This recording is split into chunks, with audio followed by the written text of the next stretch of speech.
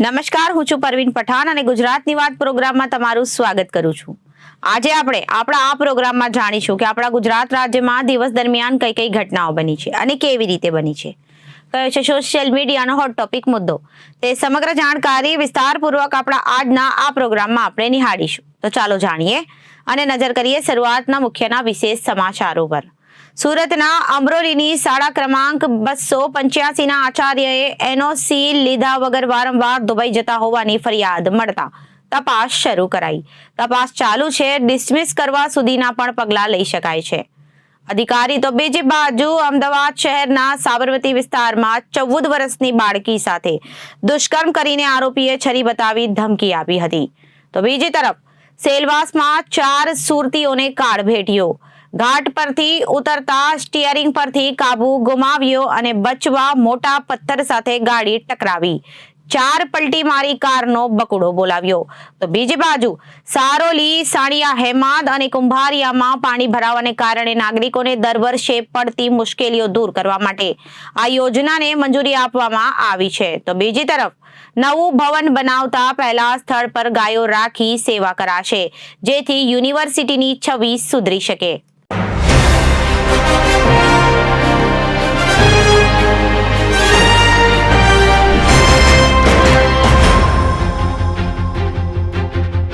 સુરતના અમરોલીની શાળા ક્રમાંક 285ના આચાર્યએ એનઓસી લીધા વગર વારંવાર દુબઈ જતા હોવાની ફરિયાદ ઉઠી છે. તપાસ શરૂ કરાઈ છે. તપાસ ચાલુ છે. ડિસમિસ કરવા સુધીના નિર્ણયો પણ લઈ શકાય છે. સરકારી શાળાના આચાર્ય સંજય પટેલ શાળાનું કામ છોડી વેપાર કરતા હોવાની ફરિયાદ મળી હતી. દુબઈમાં વેપાર કરતા હોવાથી વારંવાર દુબઈ જતા હોવાની ફરિયાદ મળી હતી. વર્ષ 2023માં 33 વખત દુબઈ પ્રવાસ કરી હોવાની માહિતી સામે આવી છે. આચાર્યને અપહરણખોરોએ ઢોરમાર માર્યો હતો અને પોલીસમાં ફરિયાદ કરવામાં આવી હતી. અકસ્માતનું બહાનું કાઢીને હાલ આચાર્ય મેડિકલની લીવ લઈ ઉતરી ગયા હતા. કોઈ પણ શિક્ષક કે આચાર્ય વિદેશ પ્રવાસ કરે તો ફરજિયાત સંબંધિત અધિકારીને એનઓસી લઈ જાણ કરવાની હોય છે. આચાર્ય સામે મળેલી ફરિયાદને લઈ તેને રૂબરૂ ખુલાસા માટે તેને નોટિસ આપી છે. દુબઈ ફરવા ગયા હશે તો પાસપોર્ટ પર સિક્કાના પુરાવા પણ લેવામાં આવશે. જાણ કર્યા વગર ગેરરીતિપૂર્વક વારંવાર રજા પર જતા હોવાની ફરિયાદને લઈ સઘન તપાસ શરૂ કરાઈ છે. ટૂંક સમયમાં તપાસનો રિપોર્ટ તૈયાર કરવામાં આવશે. જે રીતથી ફરિયાદ મળી છે તેમાં જો આચાર્ય દોષિત જાહેર થાય તો આચાર્યને બરતરફ કરવા સુધીની પણ સજા થઈ શકે છે. શાળાના રજિસ્ટરથી લઈને ઓનલાઈન રજિસ્ટરની હાજરી સુધીની તપાસ શરૂ કરી છે. સુરતના શિક્ષકની ઓળખાણ મારફતે પૂર્વ ધારાસભ્યના ભત્રીજાને ઉછીના 3.5 કરોડ આપ્યા હતા. જો કે પૂર્વ ધારાસભ્ય ધનજી પટેલના ભત્રીજા ચંદ્રેશ મકવાણાએ પૈસા પરત ન આપતા સુરતના શિક્ષકને મણિનગર બોલાવવામાં આવ્યો હતો. શિક્ષકને પૈસા પરત ન મળતા વિવિધ જગ્યાએ ગોંધી રાખી માર મારવામાં આવ્યો હતો. હાલ પોલીસ સ્ટેશનમાં મામલે ફરિયાદ નોંધવામાં આવી છે. સુરતમાં રહેતા સંજય પટેલ અમરોલીની શાળામાં આચાર્ય તરીકે ફરજ બજાવે છે. આશરે 8 માસ પહેલા નિકોલમાં સરકારી કોન્ટ્રાક્ટર તરીકે કામ કરતા હતા. જિગ્નેશ બલદાણીયાની ઓળખ શિક્ષકના દુબઈ રહેતા મિત્ર ચંદ્રેશ મકાસણા સાથે થઈ હતી. ચંદ્રેશ મકાસણા વઢવાણ વિધાનસભાના પૂર્વ ધારાસભ્ય ધનજી પટેલનો ભત્રીજો છે, જેનું મૂળ વતન સુરેન્દ્રનગર છે. જિગ્નેશની સંજય પટેલ અને ચંદ્રેશ મકાસણા સાથે મિત્રતા બંધાઈ ગઈ હતી. ત્યારબાદ એકબીજા સાથે નાણાકીય લેવડ દેવડ પણ ચાલતી હતી. આ દરમિયાન ચંદ્રેશે ઉછીના નાણાંની માંગ કરતા શિક્ષક સંજય પટેલે જિગ્નેશ તેમજ કુલદીપ સોલંકી નામના વ્યક્તિ પાસે 3.5 કરોડની સગવડ કરાવી આંગળીયા મારફતે દુબઈ મોકલી આપ્યા. ત્યારબાદ જિગ્નેશ અને કુલદીપે ચંદ્રેશ પાસે નાણાંની માંગણી કરી, છતાં આજ દિન સુધી રૂપિયા પરત કરવામાં નથી આવ્યા. જેથી કરીને બંને 19 નવેમ્બર શિક્ષક સંજય પટેલને ફોન કરી કહ્યું કે જિગ્નેશનો ફોન આવ્યો હતો અને ધંધા માટે મણિનગર ખાતે આવેલી કુલદીપની ઓફિસે બોલાવ્યા છે. ફોન આવ્યાને 1 દિવસ બાદ શિક્ષકે મણિનગર ખાતે આવેલી કુલદીપની ઓફિસમાં પહોંચ્યો, જ્યાં જિગ્નેશ અને કુલદીપે શિક્ષકને ઢોરમાર માર્યો અને બળજબરીપૂર્વક તેના 2 ફોન, પર્સ અને કાર પડાવી ઓફિસમાં ગોંધી રાખ્યા. ત્યારબાદ કુલદીપે પોતાના ડ્રાઈવર રોકી નામના શખ્સ સાથે મળી શિક્ષકને તેની જ કારમાં બળજબરીપૂર્વક બેસાડી સુરેન્દ્રનગર વલઈ જવા નીકળ્યા. તે દરમિયાન રસ્તા વચ્ચે ઊંચીના નાણાં લેનાર જિગ્નેશ સાથે વાતચીત થતા ફરી પોતાની ઓફિસે પહોંચ્યા હતા. ત્યારબાદ મોડી રાત સુધી કુલદીપે શિક્ષકને પોતાની ઓફિસમાં ગોંધી રાખ્યો અને કહ્યું, તારા મિત્રના પાસે તારે જ આવવાના છે. આવું કહીને તે માનસિક પરેશાન કરવામાં આવ્યો. ત્યારબાદ મોડી રાત સુધી કુલદીપે શિક્ષકને પોતાની ઓફિસમાં ગોંધી રાખ્યો અને કહ્યું, તારા મિત્રના પૈસા તારે જ આપવાના છે. આવું કહીને તેને માનસિક પરેશાન કરવામાં આવ્યો. ત્યારબાદ કુલદીપ, જિજ્ઞેશ અને અન્ય 2 શખ્સોએ સાથે મળી શિક્ષકને કારમાં બેસાડી જાણું ગામ ખાતે ફાર્મ હાઉસમાં લઈ ગયા.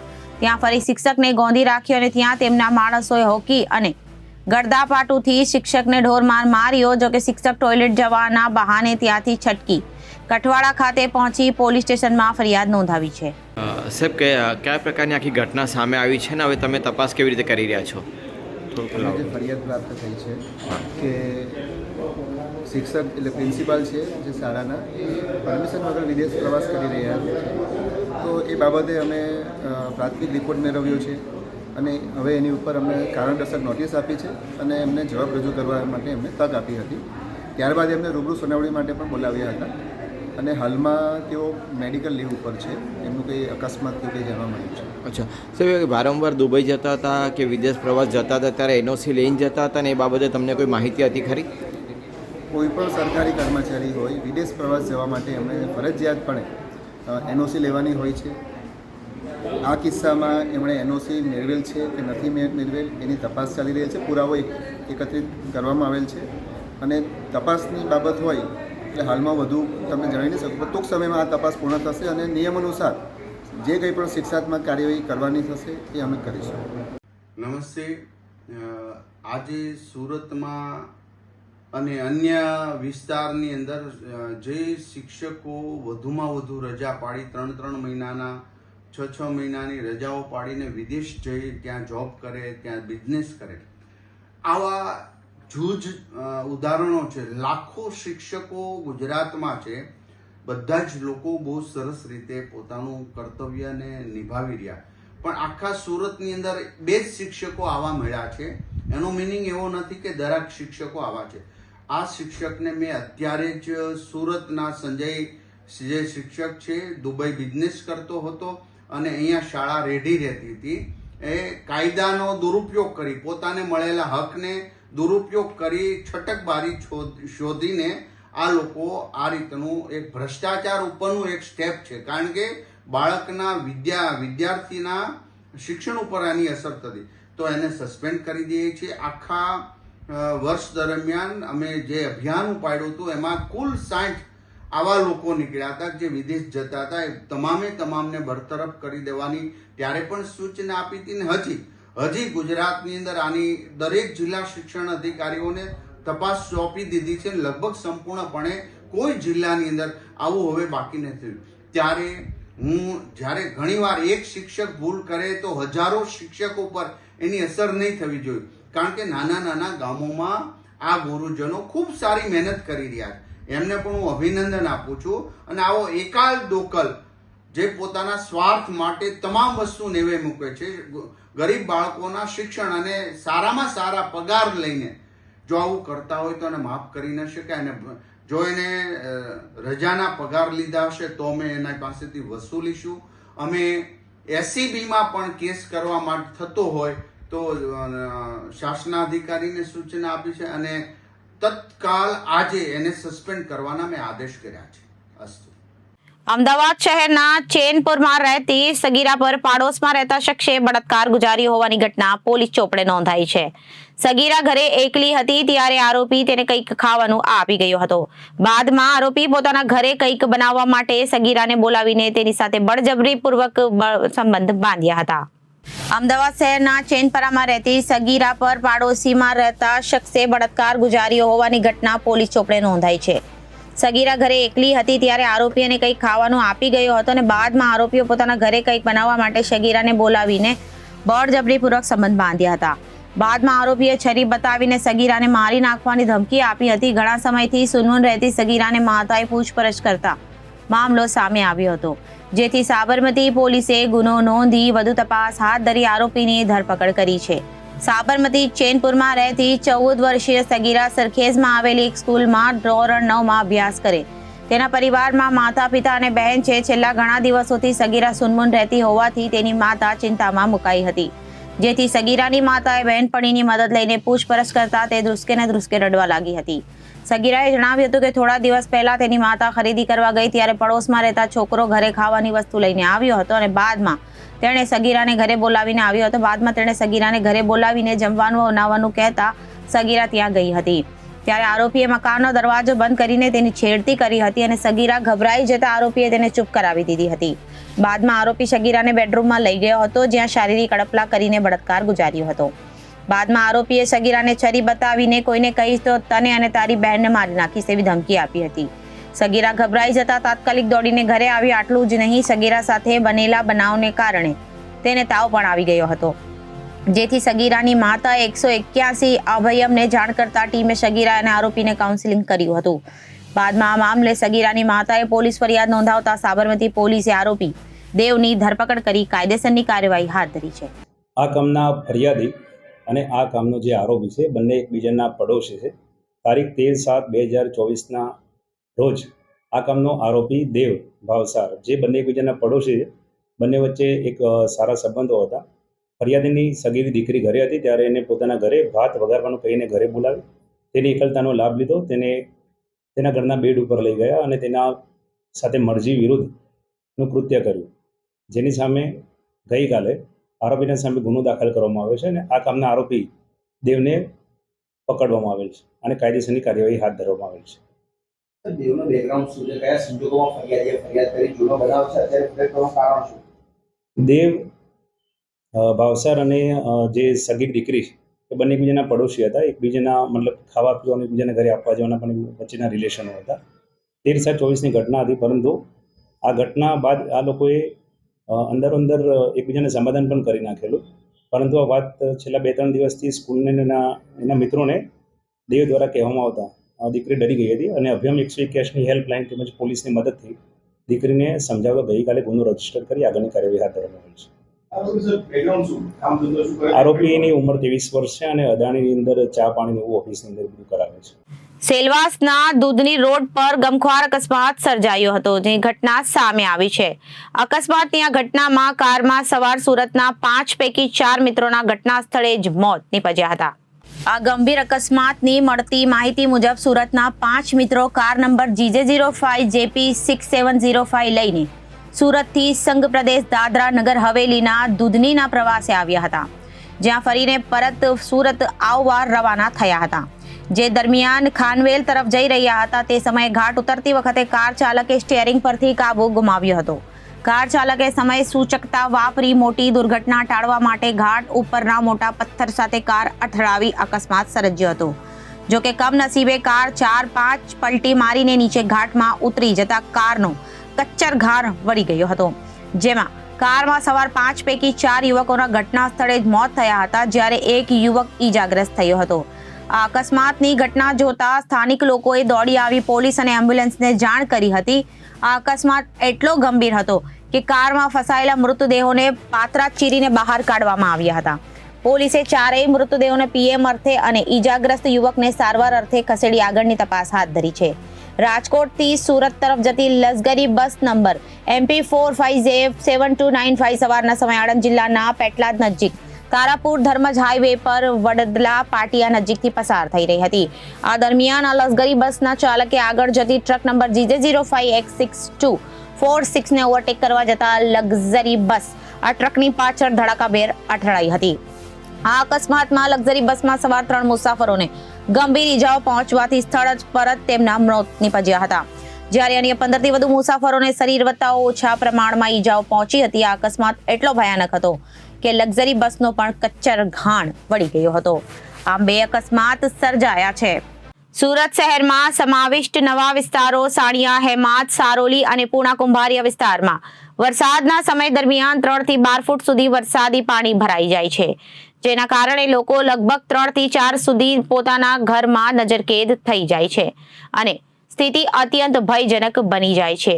રસ્તાઓ પર બોટ તરતી શરૂ થાય છે. તે સમસ્યાથી નિવારણ પામવા માટે એક પ્રોજેક્ટ શરૂ કરવામાં આવશે. સુરત શહેરમાં સમાવિષ્ટ નવા વિસ્તારો સાણિયા, હેમાદ, સારોલી અને પૂણા કુંભારિયા વિસ્તારમાં વરસાદના સમય દરમિયાન 3 થી 12 ફૂટ સુધી વરસાદી પાણી ભરાઈ જાય છે, જેના કારણે લોકો લગભગ 3 થી 4 દિવસ સુધી પોતાના ઘરમાં જ નજરકેદ થઈ જાય છે અને સ્થિતિ અત્યંત ભયાનક બની જાય છે. રસ્તાઓ પર બોટ તરતી શરૂ થઈ જાય છે અને લગભગ 8 લાખ લોકો પ્રભાવિત થાય છે. જોકે હવે આ સમસ્યાના ઉકેલ માટે સુરત મહાનગરપાલિકા 48 કરોડથી વધુ ખર્ચ કરવા જઈ રહી છે. હવે સુરતના નવા વિસ્તારોમાં વરસાદી પાણીથી લોકોને ઘરબંધીનો સામનો કરવો નહીં પડશે. મહાનગરપાલિકાએ આ 4 વિસ્તારો માટે સેન્ટ્રમ ડ્રેનેજ નેટવર્કનો પ્લાન તૈયાર કર્યો છે. સુરત મહાનગરપાલિકા દ્વારા ચોમાસામાં સર્જાતા વરસાદી પાણીના ભરાવાના કાયમી ઉકેલ માટે મહત્વપૂર્ણ પ્રોજેક્ટ પર કામ શરૂ થયું છે. ખાસ કરીને નીચાણવાળા વિસ્તારો જેવા કે સારોલી, સાણિયા, હેમાદ અને કુંભારિયા પાણીના ભરાવાને કારણે નાગરિકોને દર વર્ષે પડતી મુશ્કેલીઓ દૂર કરવા માટે આ યોજનાને મંજૂરી આપવામાં આવી છે. પ્રોજેક્ટ હેઠળ 48.58 કરોડના ખર્ચે વરસાદી ગટર લાઇનનું નેટવર્ક બનાવવામાં આવશે. સારોલી અને સાણિયા, હેમાદ જેવા વિસ્તારોમાં ચોમાસા દરમિયાન ભારે વરસાદ અને ખાડીઓમાં પાણીની સપાટી વધવાથી પાણી ભરાવાની સમસ્યા ઉદ્ભવે છે. આ પાણી નિકાલ માટે હજુ સુધી માત્ર હંગામી પમ્પિંગ મશીનરી નો ઉપયોગ કરવામાં આવ્યો હતો, જે તાત્કાલિક રાહત માટે પરંતુ કાયમી ઉકેલ ન હતું. હાલમાં ડ્રાફ્ટ ટીપી સ્કીમ નંબર 35 અંતર્ગત મોન્સૂનના વરસાદી પાણીના નિકાલ માટે ગટર લાઇન નેટવર્ક તૈયાર કરવાની યોજના ઘડવામાં આવી છે.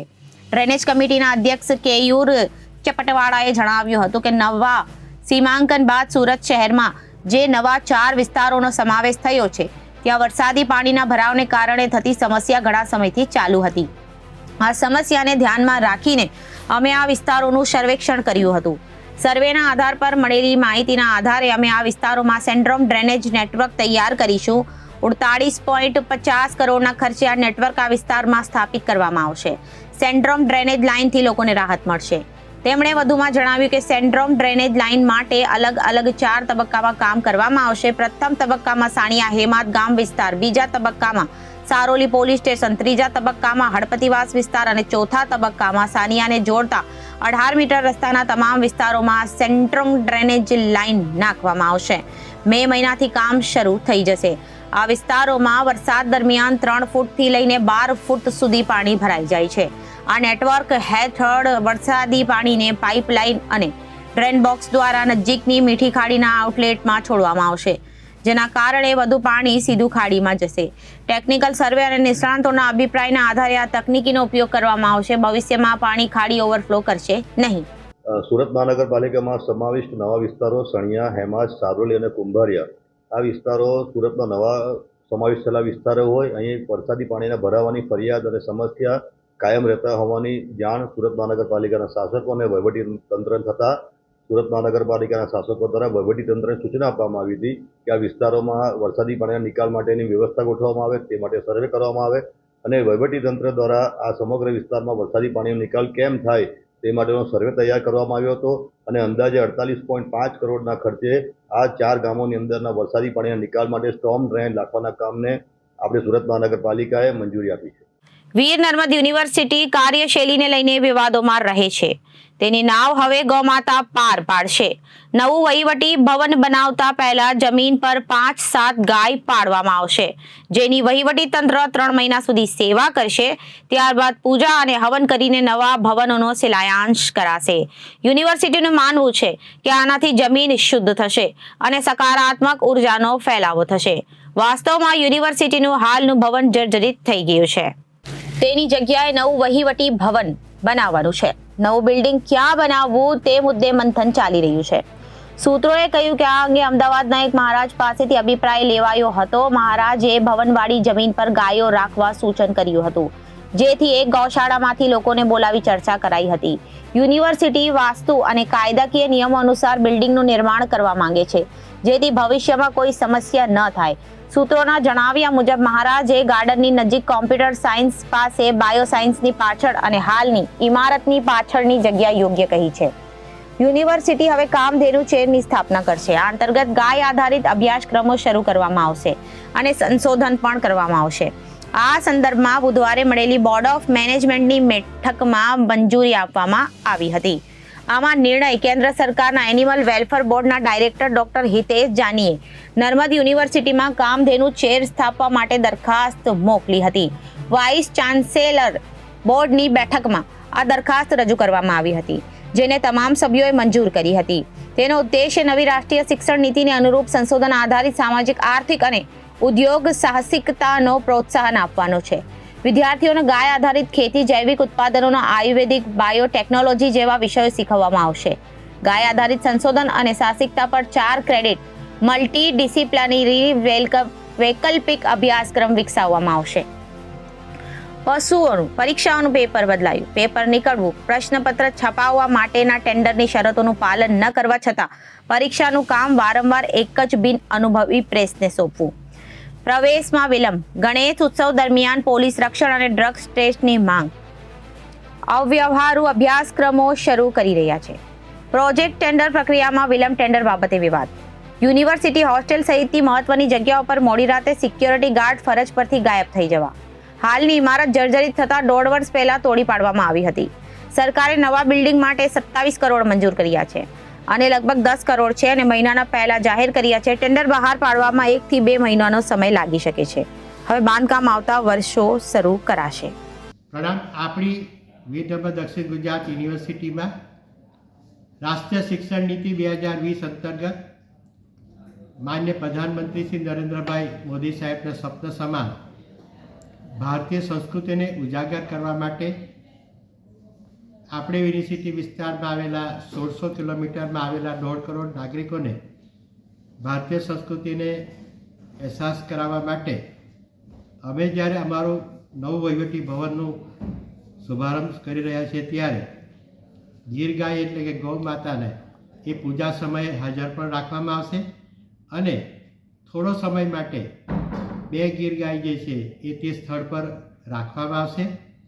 અને યુનિવર્સિટીએ જ્યારે કામધેનુ ચેરની સ્થાપના કરી છે ત્યારે ગૌ માતાનામાંથી જે નીકળતા પદાર્થોના સંદર્ભમાં સંશોધન કરવું, એ પદાર્થોના સંદર્ભમાં અભ્યાસક્રમમાં દાખલ કરવું, એના સંદર્ભની અંદર એન્ટરપ્રેન્યોરશિપ એટલે કે એની અંદર રહેલા વિદ્યાર્થીઓમાં એક કૌશલ્યને વિકાસ કરવું, વિવિધ રિસર્ચ ઇન્સ્ટિટ્યૂટો સાથે કોલેબોરેશન કરીને આ પ્રકારનું મુખ્ય કાર્ય અમે શરૂ કરવા જઈ રહ્યા છીએ. તો અત્યારે ગુજરાતની વાતમાં વિરામ લઈએ. વધુ સમાચારો માટે જોતા રહો જનાદેશ ન્યૂઝ. નમસ્કાર.